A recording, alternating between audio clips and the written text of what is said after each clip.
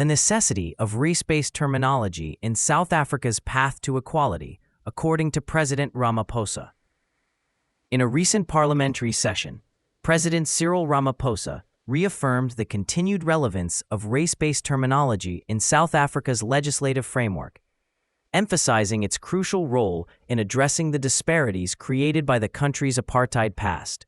This response came during a probing question from Patriotic Alliance MP V. Daniels, who questioned the necessity of racial classifications 3 decades into democracy.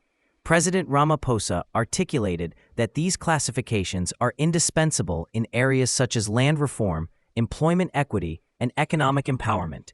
He stressed that the purpose of these terms is purely for redress and to monitor the progress made towards achieving equality among historically disadvantaged groups. The stark reality is that the legacy of apartheid still casts a long shadow over our society, Ramaphosa stated. Using these terms allows us to specifically target and implement policies that address the socio-economic imbalances experienced by significant segments of our population. While acknowledging the sensitivity of this discussion in a country striving to heal from its divided past, President Ramaphosa pointed out the necessity of these measures as interim tools in the broader strategy of nation-building and fostering equality. He conceded that the dialogue around race is challenging, but underscored that these terms serve as temporary but essential indicators of social progress and areas needing attention. Critics argue that such terminology perpetuates divisions. But Ramaphosa countered that without a clear understanding of our present demographic realities, policies may fall short of their intentions.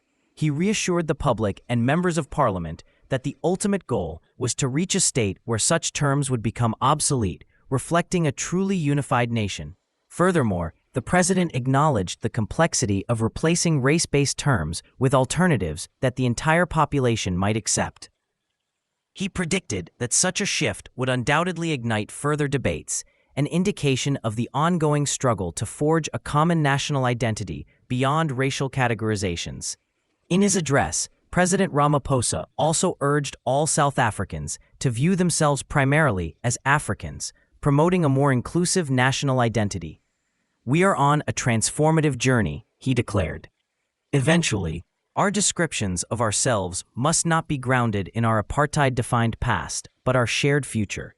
During this period of transition, the necessity of race-based terminology, as explained by President Ramaphosa, remains a critical, albeit controversial, component of South Africa's legislative and social reform agenda, aiming towards genuine equality and national unity.